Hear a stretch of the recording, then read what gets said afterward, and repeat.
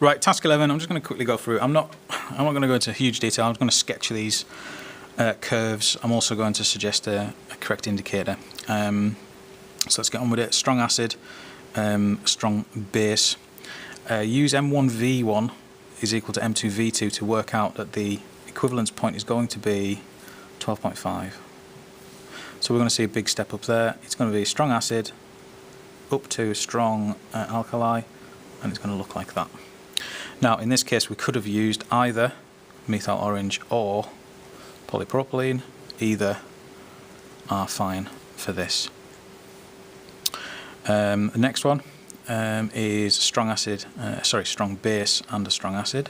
So this time we're going to be starting off with a high pH value and going low.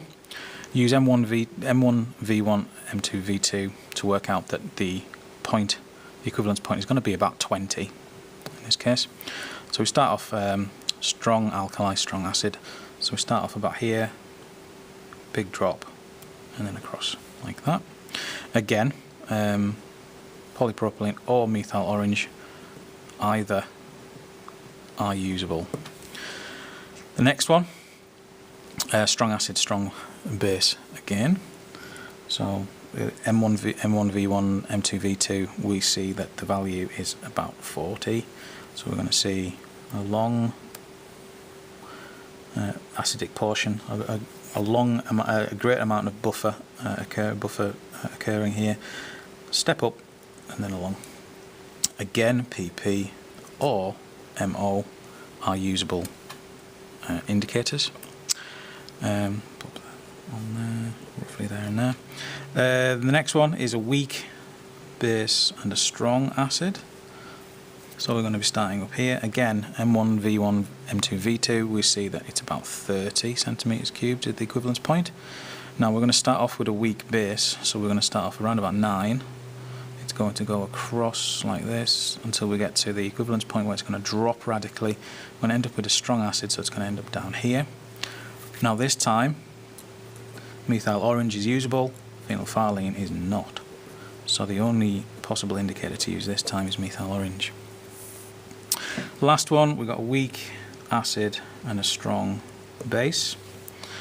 M1V1, M2V2. It actually says, using this value here, that it would need 80 centimeters cubed.